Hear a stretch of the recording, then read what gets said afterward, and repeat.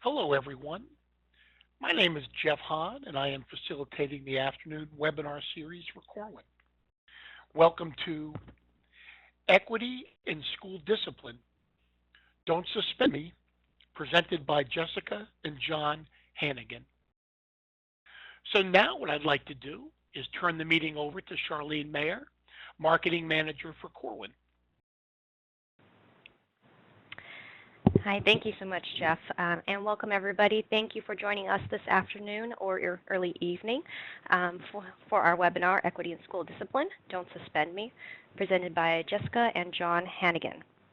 Dr. Jessica Hannigan is an assistant professor in educational leadership at Fresno State University. She has extensive experience in P-12 general education and special education administration at the school and district level. She also works as an educational consultant, training approximately 300 schools across the country on implementing effective behavior systems in schools and districts. Dr. John Hannigan is principal of Reagan Elementary in the Sanger Unified School District in California. Under his leadership, the school has received numerous awards and recognition, including California State Distinguished School, Gold Ribbon School, and it has been recognized as an exemplary RTI school for both academics and behavior. Together, they are the authors of Don't Suspend Me, an alternative discipline toolkit, published by Corwin.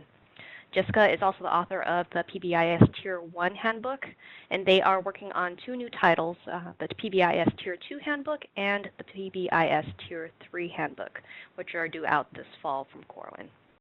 So thank you for joining us today for this webinar, and please give them a warm welcome. Thank you, Charlene. Hello, everyone. This is Jessica. And this is John. Thank you for joining us. We're excited to share our work with you. We are very passionate about helping all students, not just the students that behave or academically do everything we want them to. We hope that this shines a light on some of the inequities in school discipline, and we also hope to continue building a network of colleagues like yourself that are helping with this equity work.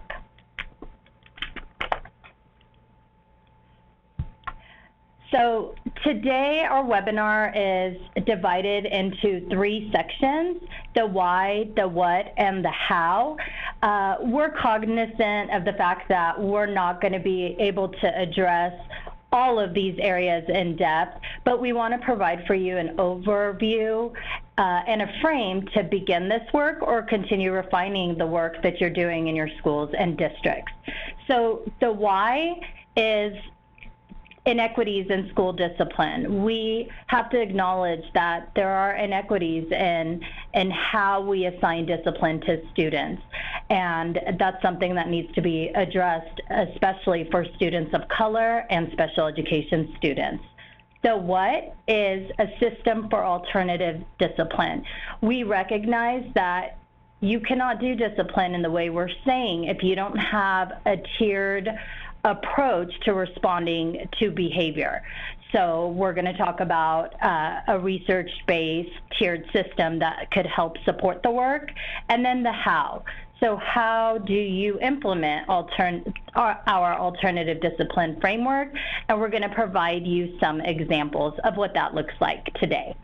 So the two central questions leading or guiding our webinar are: how can we create equitable behavior systems in schools, and what can we do instead of suspend students? These are two of the most commonly asked questions that we get at all of our trainings. So we hope to begin answering these questions for you and encourage you to begin this work.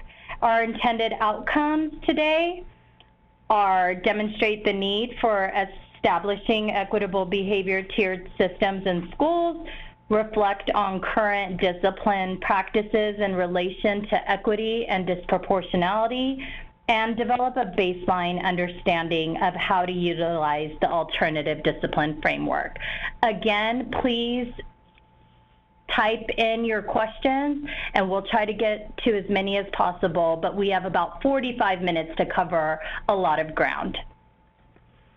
All right, so the why, the use of alternatives in discipline. Well, like Jess said, we recognize there's there's inequities in school discipline across the country, and so we need to look at discipline with the same focus and attention that we do for academics. And so we can't ignore the social emotional needs of all students and treat everyone the same way when it comes to discipline. And so when you think of what's the difference between equality and equity, well, for the purpose of this webinar, here's what equity and equality means to us, specifically as we approach discipline. So equality deals with sameness, giving everyone the same thing, that black and white handbook approach, zero tolerance policies, which generally requires specific consequence for a specific action, regardless of the circumstances.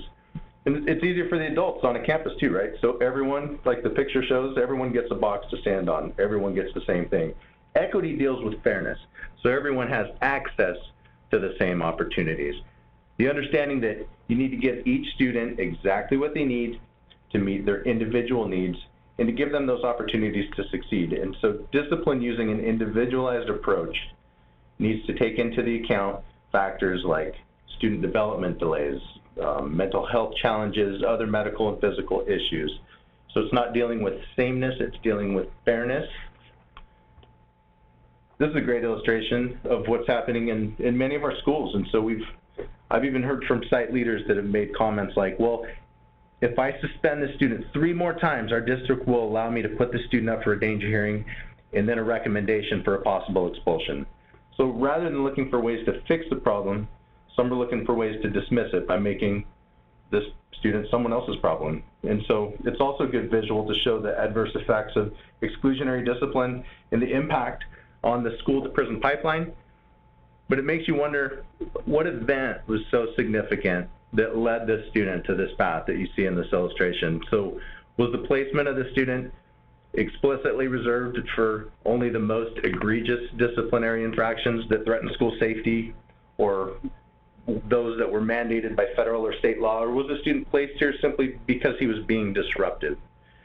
Did we exhaust every method to correct his behavior, or did we simply cast him off to the next placement, making him someone else's problem?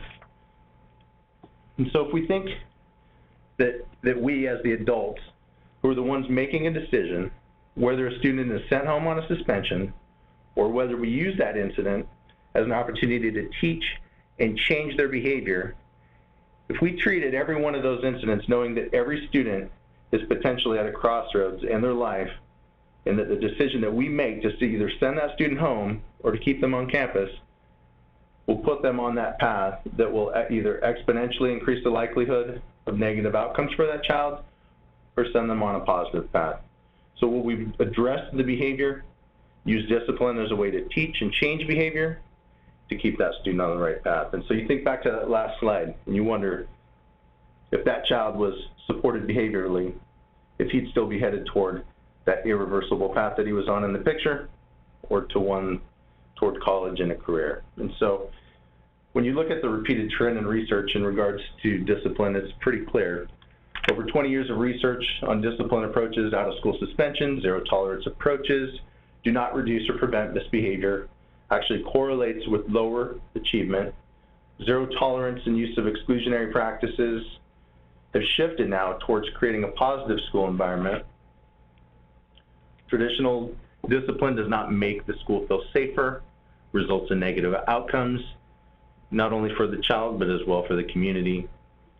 Students who are suspended and or expelled more likely to be held back a grade or drop out of school entirely. Likelihood of being involved in the juvenile justice system is increased. Practices of discipline consumes more time or energy than any other practice in school, is school discipline. We also hear a lot of, well, we needed to get that kid out of class because the other students who were behaving aren't learning. Well, this research that you see from Perry and Morris, they researched the impact the suspensions had on the non-suspended students, so the student that was not suspended, and it showed exclusionary practices have on the non-suspended student negatively affecting the academic achievement because they were part of a punitive context. So if that, just based on the research, wasn't enough, accountability and state laws are changing. So from state to state, this looks different, but the trend is the same. Accountability systems and the laws are changing. Here's the example in California specifically, how equity is at the heart of the new accountability system here. And as you see, these equity indicators are now the focus on the new state dashboard. And so under the previous system, data about student performance was limited to only test scores, but now you can see that they've added suspension rates, chronic absenteeism, English language learner progress, et cetera. And so this is what drives each district's LCAP, which is the Local Control Accountability Plan, which is a crucial part of the LCFF. That's the way that districts receive their funding from the state. That's the local control funding formula. So it provides, this dashboard provides focus for districts and how that they now have to allocate their funding to focus their efforts to close those gaps based on their performance in these indicators. So accountability now is changing to include suspension rates and school discipline.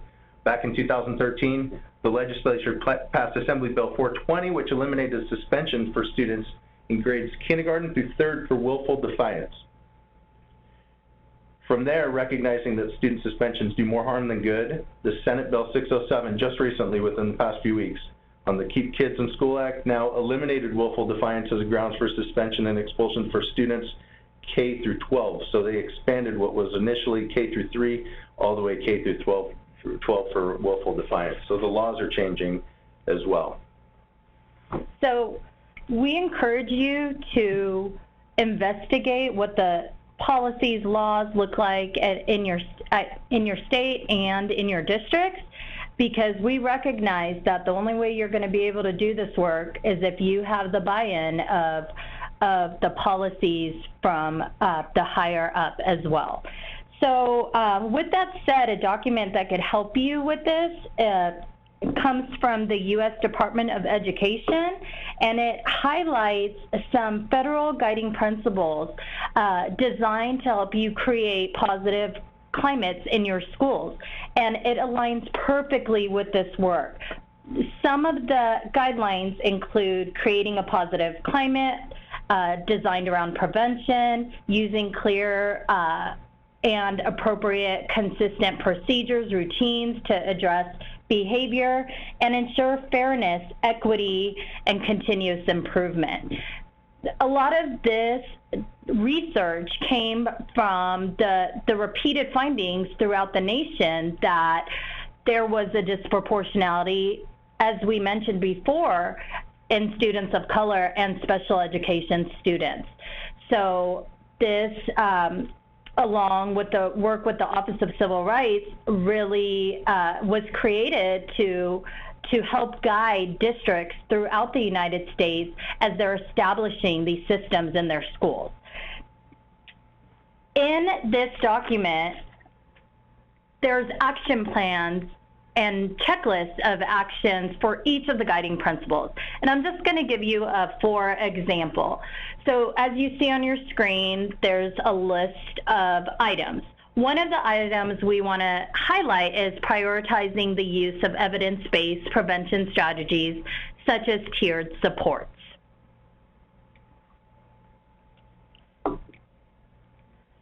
So with that said, we run into educators getting stuck on the language of tiered supports, and in the simplest way possible, we want to tell you whether you want to call it response to intervention behavior, whether you want to call it positive behavior interventions and supports, whether you want to call it multi-tiered systems of supports. For us, that doesn't really matter. What matters is that we are really putting an emphasis on helping you create a tiered system that's designed to help you do alternative discipline in the way that we are suggesting.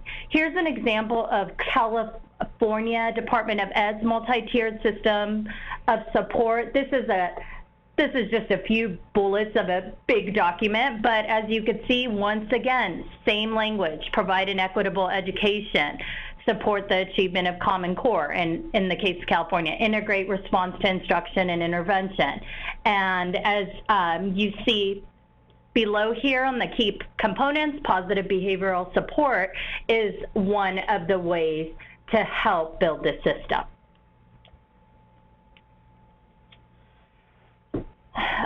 as we began this work, though, we started noticing that educators had some concerns with addressing discipline and behavior in the way that we were suggesting.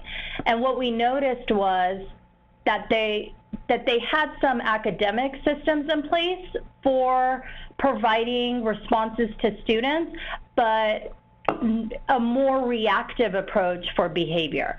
So here's some comments that we hear from educators repeatedly as we are out doing the work. The administrators don't do anything about discipline. I do not know how to handle this student or class. We do not have the time, resources, or personnel to do alternative discipline at our school. Some students are just bad. I do not have time to fill out all these forms. Nothing will work for these students. It is not worth it. Their parents should be teaching them how to behave, not us. We are a zero tolerance school. That kid is going to end up in jail anyway. We have the highest number of suspensions in our district because we do not tolerate bad behavior. These interventions won't work for students in our school. This class is out of control. I don't want this kid back in my class, and I have a right to suspend. So, if any of those messages resonated with you in any way, then you are at the right place right now listening to this webinar. So what do we do? And we're not saying that everything we suggest is going to fix all of your behavior and discipline issues in your schools. Behavior is going to be a continuous improvement system, similar to academics, but we are going to provide you with some systems that have demonstrated really effective outcomes for academics and behavior. Our webinar content is designed around these two books, the PBIS Tier 1 Handbook, which is designed to take teams, staff, district leadership through the markers of building a strong foundation for this kind of work. And as Charlene mentioned, the Tier 2 and Tier 3 Handbook is designed as a series to continue building on that foundation. And then Don't Suspend Me is designed to help educators learn how to innovate and apply alternative discipline.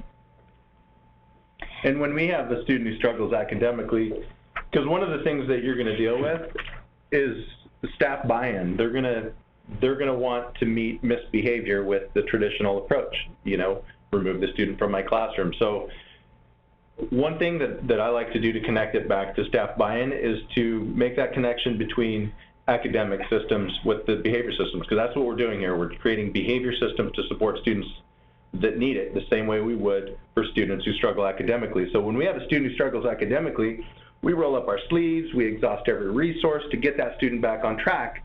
However, when we have a student who struggles to behave, it's usually met with frustration and anger, and with a, that's it, I'm done, get this kid out of here.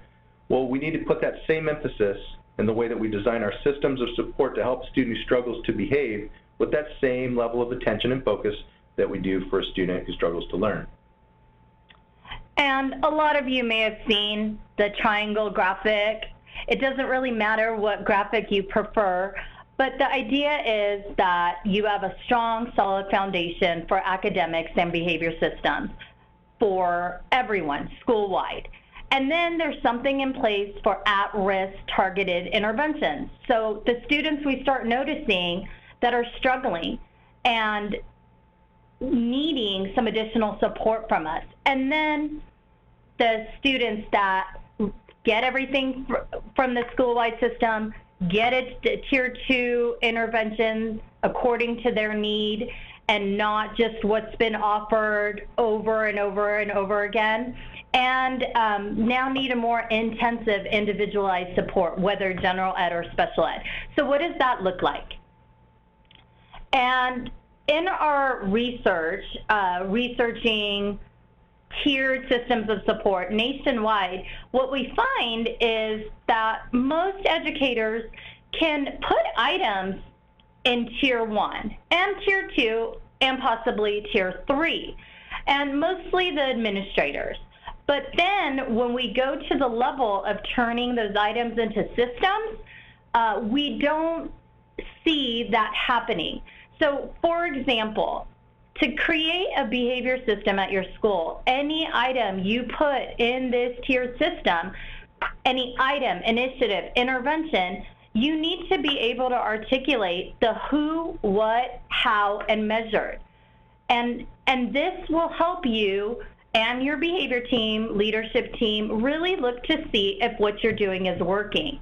And I want to emphasize here that in our model, we do not discriminate against really good, effective practices, such as restorative practices, trauma-informed practices, character education, whatever you have found helpful. What we are doing is helping you put your practices into a tiered system.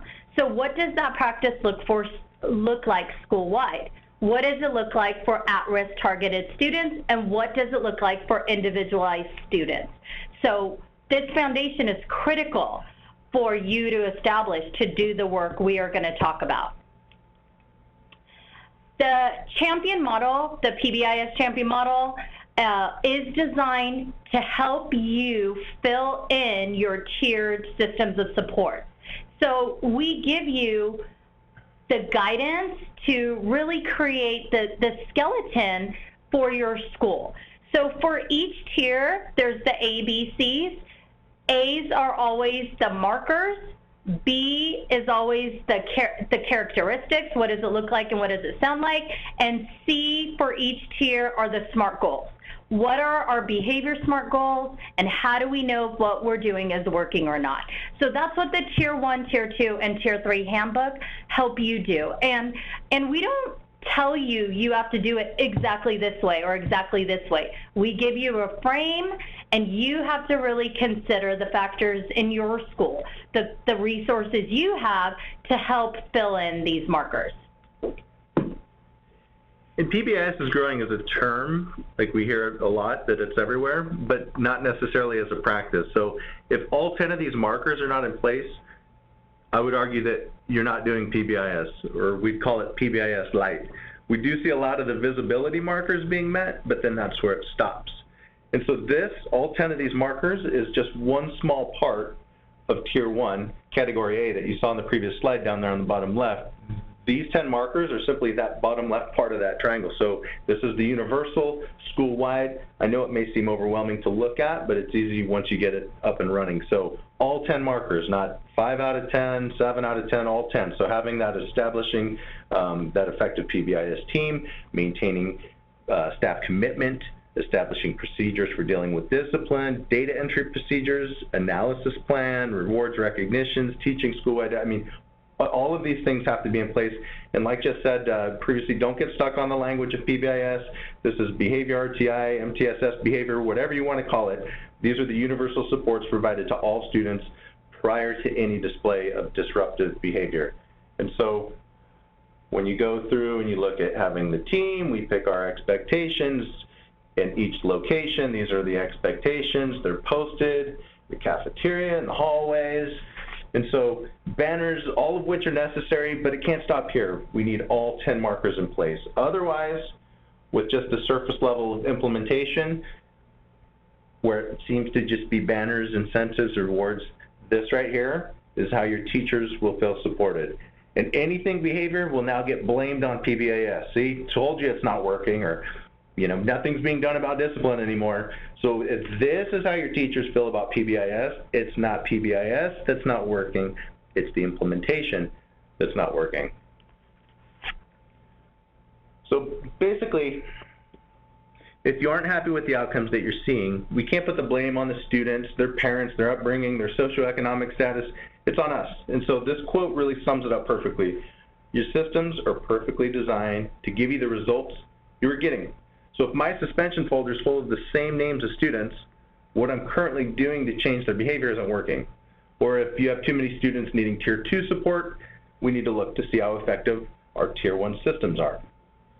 And so the reason really up to this point that we've given you so much of what's necessary in a Tier 1 system it would be irresponsible of us to just cover alternatives without acknowledging the importance of having these universal behavior systems in place prior to any display of disruptive behavior, because without them, all we're going to be doing is running around responding to misbehavior. So that's why if you were like, hey, I signed up for this alternative discipline, what's with all this tier 1 stuff? So now we're going to get into the nuts and bolts alternative discipline, but it would have been disingenuous of us to jump right to this without talking about having that universal system tier 1 in place. So what is alternative discipline?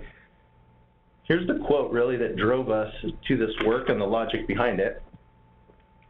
The student struggling to read is not sent home and expected to return reading fluently. So why is it that a student struggling to behave is sent home and expected to return behaving decently?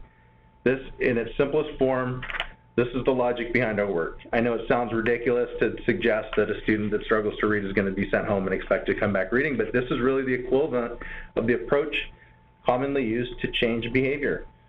So a student struggling to read, we'd give them the tools and strategies, the time needed to begin reading. So for a student who struggles to behave, what are some of the tools, strategies, what can we give students to get them behaving? We know that this is the harder way of addressing behavior in schools. But we also know the goal of discipline is to change behavior. We hear and read repeatedly in the research that it's just not working. What we are doing is not working. And we have minority and special education students overrepresented. So why did we get into education in the first place? Most of us hopefully got into education because we wanted to help all students. We wanted to keep them in school. We wanted to help them become productive citizens, because even if they're out of our school, they're going to be in our communities. So this is just a reiteration of students suspended and expelled are 5 times more likely to drop out, 6 times more likely to repeat a grade, 3 times more likely to have contact with the juvenile justice system.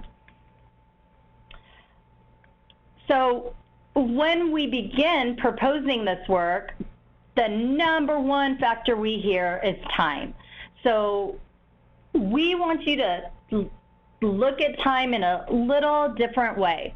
So in this graphic, you'll see that on average, and we're just using 45 minutes, sometimes it's a lot longer than that. On average, dealing with a discipline referral, it takes an administrator a certain amount of time. It takes the teacher a certain amount of time. It takes the student out of the educational environment. So if you look here, 1,000 referrals over time adds up to 1,500 hours of lost time. And then as you move along, you could see that 2,000 referrals is even more. I actually had experience working with a school and a vice principal who literally, in the 2 weeks I was there supporting that school, she did not leave her office.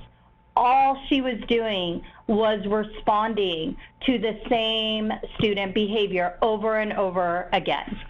So with that said, so as we began this work, we noticed that there's something going on with adult beliefs here. And so we were noticing a lot of pushback, even from administrators. So we surveyed several hundred educators on their beliefs about discipline, and here's some of the most common but responses we received as to why they cannot do alternative discipline. But I had to make an example out of them. But I don't have time to do it the other way. I want my teachers to know I support them. We need to inconvenience the parents. I don't want the other parents to feel that nothing was done. We need a break from this student.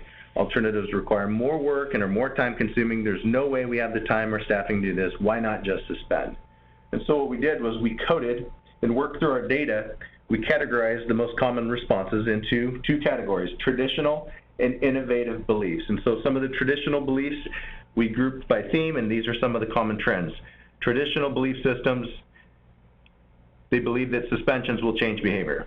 They argue that suspensions do work and need justification for using alternatives, have excuses for why they do not have the time to use alternative approaches, prefer that black and white discipline handbook for suspensions. Parents need to be inconvenienced. prefers sending the student home rather than dealing with the behavior at school, gives into pressure for others, use the student to set an example. Those are just some of the traditional beliefs. For innovative, what we found, they believe that discipline should be a teaching opportunity. They do whatever they can to provide a consequence or intervention without having to use suspension. They have the confidence to justify their reasoning for using alternatives, have the skills to build other believers by demonstrating the positive effects, provide reflection and teaching opportunities as part of the consequence, monitors the behavior on an ongoing, involves parents and teachers in the decision. So now let's get into the how. And so here's really what drove the book and started this journey for us quite a few years ago. Actually, on my campus, I had two boys who were involved in a fight. And while they were in the office waiting for their parents to pick them up to begin their suspension, I overheard them exchanging Xbox online gaming codes so that they could play Xbox against each other since they're both going to be home for the next 3 days. So obviously this consequence wasn't working. So ended up calling the parents, told them, never mind, we've got this. And so that's where we said, how can we use this experience to teach and change behavior? And so discipline needs to be viewed as that, as an opportunity to teach. It comes from the same Latin root that means to teach, but somewhere along the way it became defined as to punish. When you think of discipline, it seems like it's a punishment, but it should be seen as an opportunity to teach. And so what we did was we created this alternative discipline framework. And so for the framework, the consequence has to be restorative, reflective, and instructional. So it has to be one of each. You can use any combination of the three to make it as meaningful as you see fit for your student. So you can use 2 restorative, 2 instructional, and 1 reflective. There isn't a magic formula for how many you use as long as you do one of all 3, because the student needs to have the opportunity to restore that relationship between themselves and the stakeholders that they affected due to their behavior. So either student to student, student to teacher, and that's through either some sort of apology, student contracts, community service, restitution. The student also needs to have the opportunity to reflect about the decisions that they made that led them to this discipline situation. So through reflection sheets, role-playing, interviews, they also need to have those teaching opportunities provided for them. So target that function of the behavior that's going to help them learn the skills needed to not engage in these behaviors again. So that's through scenarios, behavior lessons, social skills, those kind of teaching opportunities. So ask yourself, when you're thinking about what you're going to do to assign the student, is the student coming back to my campus? So is this incident resulting in the student returning back to my campus? If so, certainly go through the alternative discipline framework. Even if the student who's going to an alternative setting, they also need to have those alternatives used as part of their transition. So it still doesn't end there. So does the consequence have a real life application and meaning to help improve their behavior? So for the consequence to be meaningful, the educator needs to listen to the student, identify the function of their behavior, and establish a relationship with the student throughout the alternative discipline process. And so Jess is going to show you an example. Okay, so again, we want to reiterate the importance of having strong behavior and academic systems in your schools and having relationships with your students. So you could address behavior, and we always say by name, by need, in an individualized fashion. Like John said, I had a similar experience with a student as an administrator who had found my cell phone that I dropped during supervision on accident. I ended up getting the cell phone, but when I called her parent to give, this is major theft and this is how much a cell phone costs and this is how many days she's going to be suspended, the mother told me that she bought the cell phone for her daughter. So I proceeded to say it has all my information on it, my pictures, etc. And she said, oh, she really likes you and she might have downloaded your picture from Facebook. So I stopped right there and I thought, this isn't going to work. This is going to teach this girl, our student, nothing about real life. She's going to go home and this behavior is going to get reinforced. So I told the mother, I'm reversing what I told her, and we are doing an alternative discipline at the school site. And this girl wanted to go home instead because the discipline that I assigned was longer.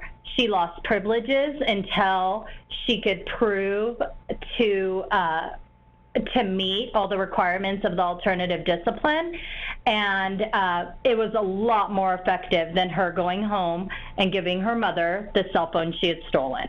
So I'm going to get into a specific example, though, and show you how we process when an alternative discipline incident takes place.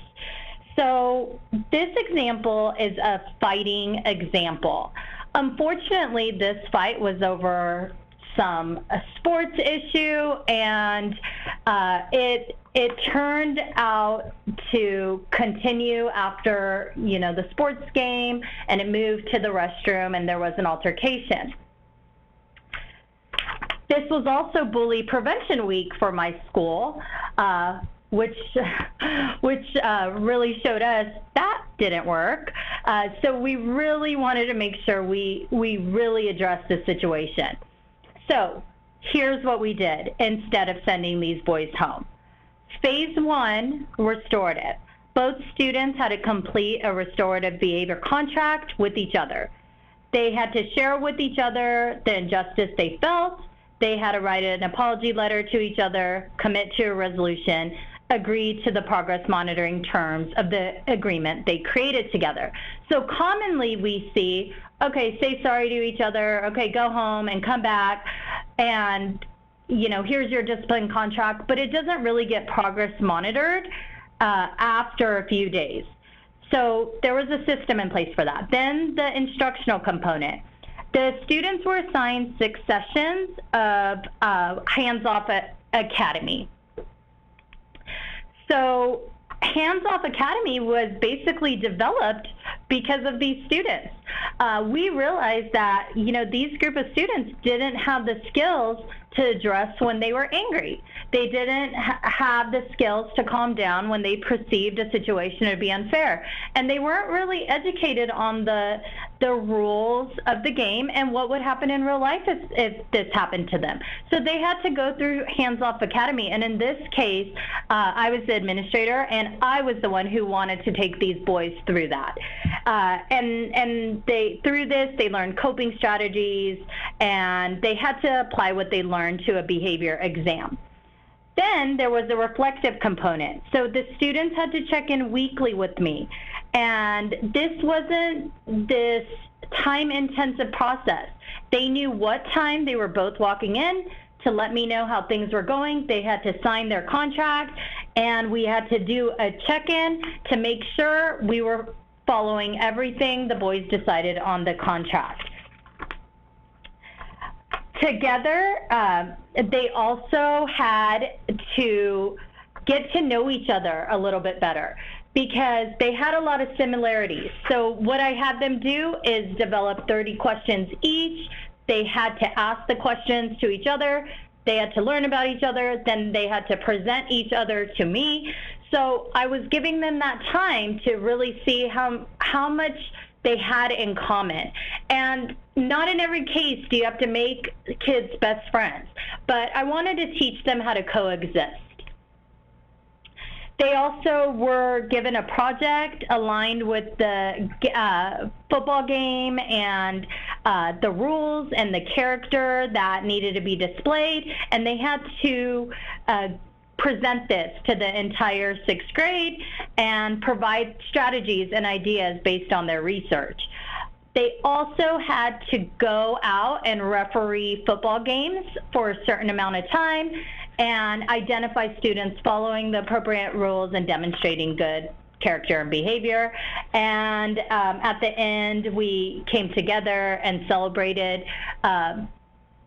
that they worked through this model together, and there was a reflection written by each student and a contract to ensure that this would never happen again. And in fact, these boys did not get in a fight again on our campus, and they became mentors to younger students who had situations with hands-on behavior.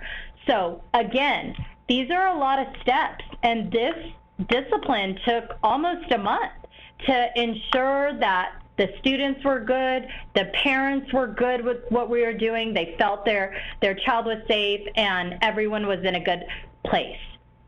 So we designed our book to help you innovate in the way that we innovate when there's a discipline incident that arises. And we do this for all grade levels. You just have to think about how to make it developmentally appropriate for the context that you're working with. We have some of our strongest schools doing this at the alternative site levels. So that is they have been suspended repeatedly since they were in probably kindergarten. It didn't work for them. So we have those sites doing these things and seeing outcomes for students. So in our book, we have a list of the most commonly suspendable incidents that we get called on. John and I were getting a lot of calls. Okay, John, Jess, what do we do then? And we kept on hearing that. Well, what could we do instead? What could we do instead? So we wanted to just show you what we would do instead and eventually give you a frame that you could innovate from. So in the book, we give you ideas. So this is an example of a major substitute disruption. Probably something none of us have dealt with, right? So, you know, very common. Well, we, in the book, give you a menu of items to help you get started with alternatives for this kind of incident. So for example, there's a restorative component. Student will write an apology letter. There's a instructional component. Student will create an assignment for his or her classmates to participate in. The assignment will be led by the student on the topic of appropriate ways to behave with a substitute teacher. And reflective, student will interview a substitute teacher and write a one-page reflection of the challenges and opportunities that come with substitute teaching. So these are just some ideas. And then for each incident, we give you some worksheets and some assignments that could help you facilitate this form of alternative discipline. So for this case, and these are real life examples, some examples in which people thought, oh, we can't make high schoolers do that. Oh, the middle school student's not going to do that. Well, yes, you can if you have relationships and systems in place to respond in this way. So in this assignment, this is a classroom substitute teacher contract. A student had to facilitate this work within the classroom and develop a substitute teacher contract in which he was in charge of every time there was a substitute to address at the beginning of class and then to rate how well they did. Here is a guide for a substitute teacher interview and a reflective assignment that goes along with that. So we could get these students to really see what it feels like to be a substitute teacher. And then this is my personal favorite, which again, people thought, oh, this won't work. Absolutely, this worked. This was the restitution that some students had to provide that were repeatedly disruptive to substitutes. This is the substitute welcoming monitoring chart. So they were assigned a certain amount of greetings for substitutes. They had to welcome the substitute to the school. They had to walk them to class. They had to help let them know what the values and the culture and the expectations of the school was, and then they had to reflect on that. So a very powerful way for them to see that substitute teachers are people too. So with all that said, and that's one example, and in Don't Suspend Me, you'll find tons more. And again, our goal for you is not to do exactly everything that we have said in the book. It's to take what you need, what works for you, to refine it and just use the frame of, is my discipline reflective, restorative, and instructional?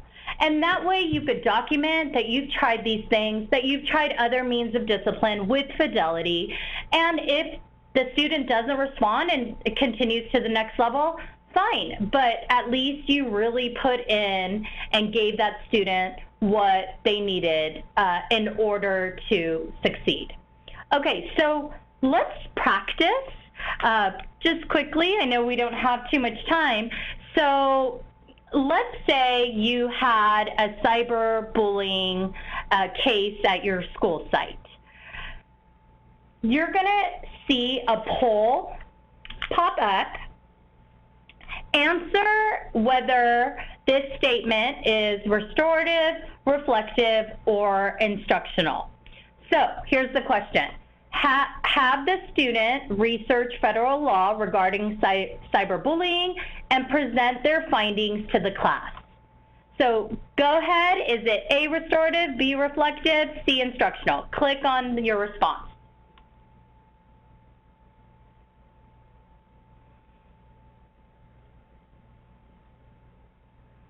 And we'll leave this open for about 30 seconds more, and then we'll post the results.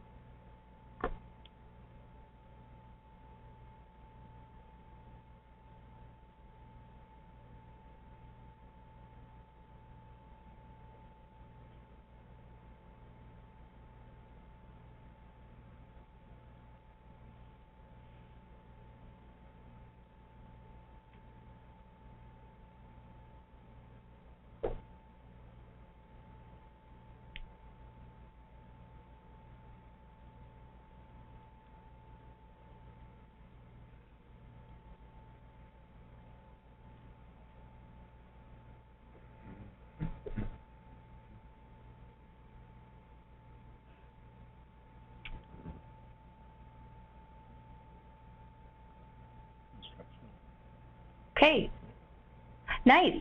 So the majority of you chose instructional, and that's the category that we had it under as well, but that doesn't mean there wasn't reflective components in that strategy. So it's okay if you marked reflective, that's fine. It was instructional for us because the student had to really learn new concepts and skills and then go out and teach other students as well. Of course, they're going to be reflecting through that process. So normally when we're training in person with schools and teams, we have you guys work through common incidents in your schools or districts and really start developing a toolkit of ideas of how to respond to students. And you'll get that start with the Don't Suspend Me book.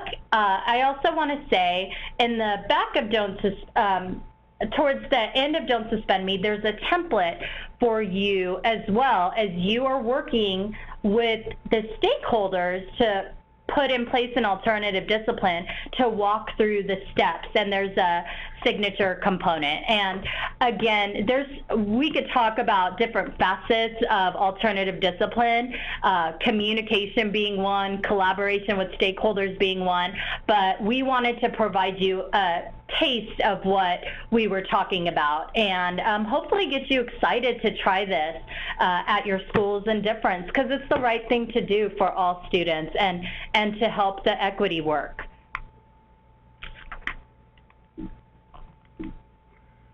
Let's see.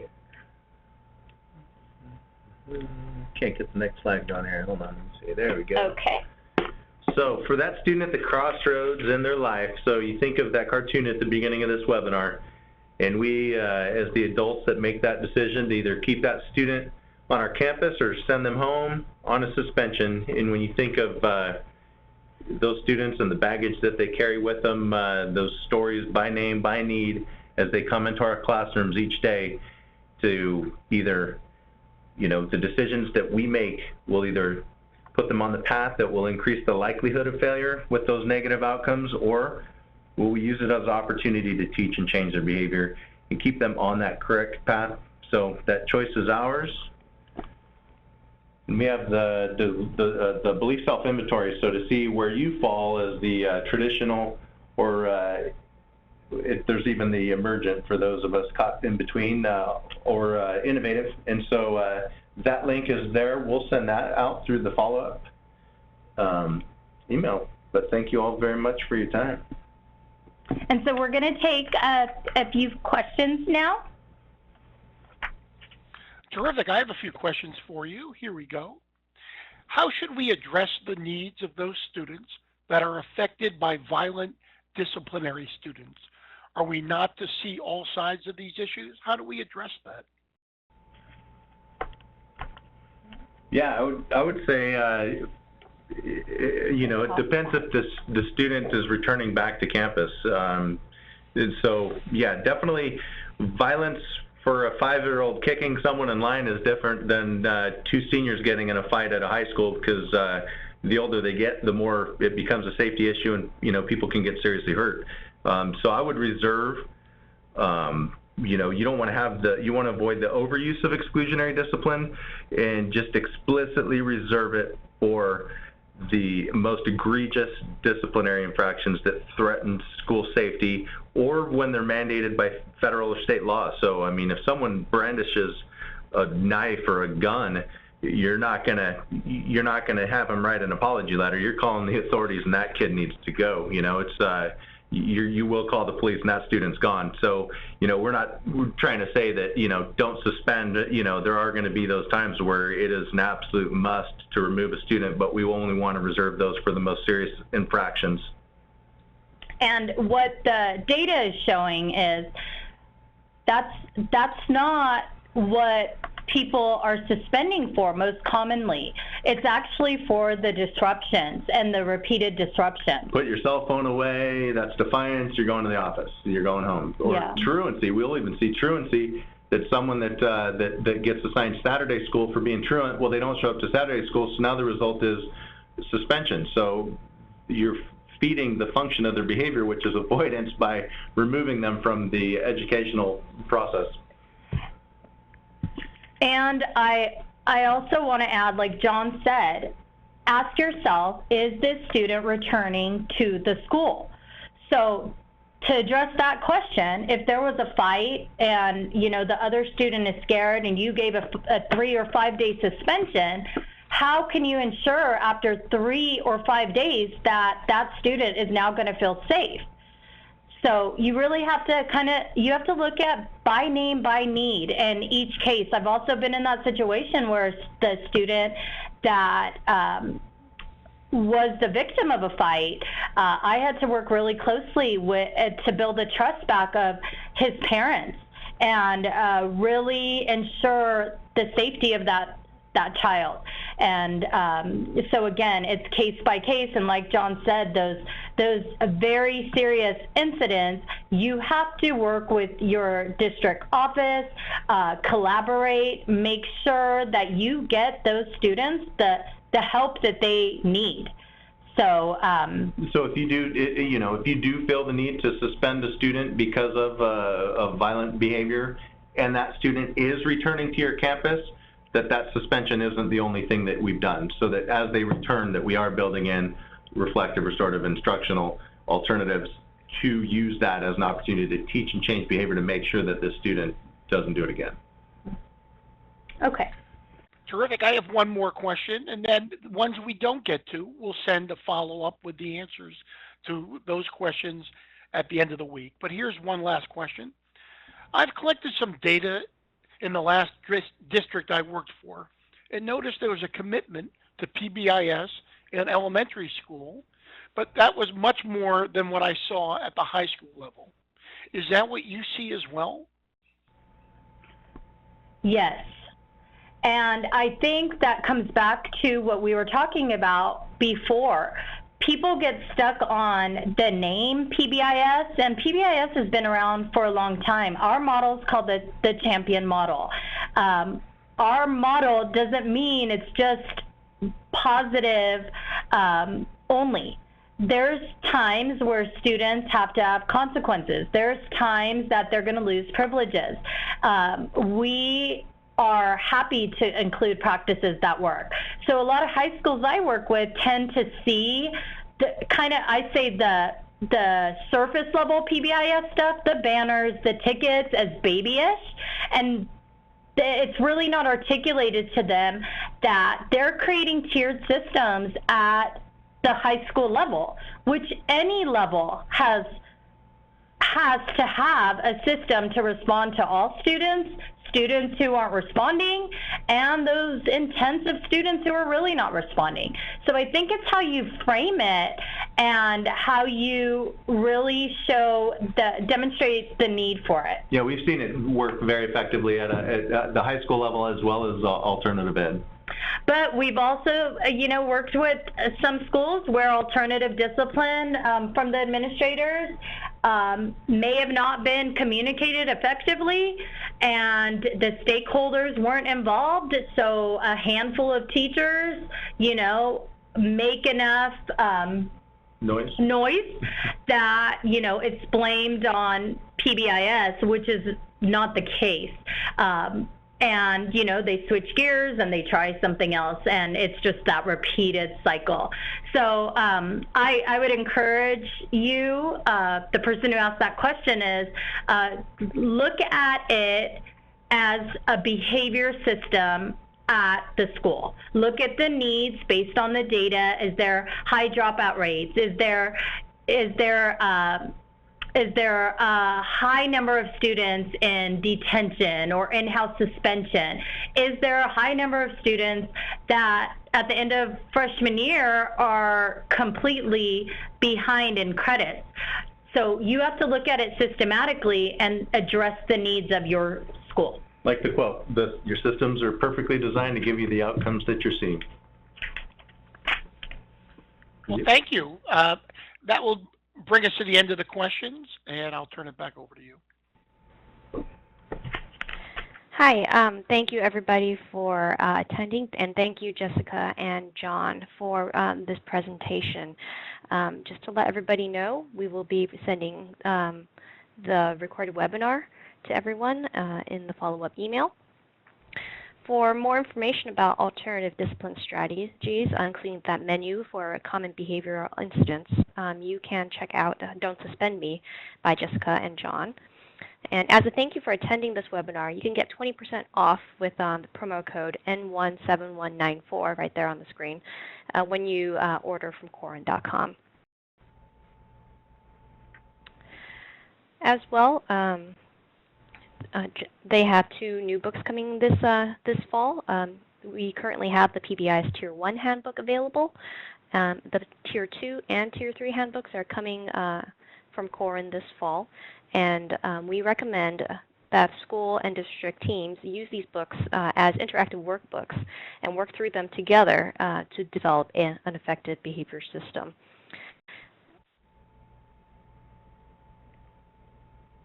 And then if you need additional assistance with creating or fine-tuning an effective behavior system, you can invite Jessica and John on site to work with your team.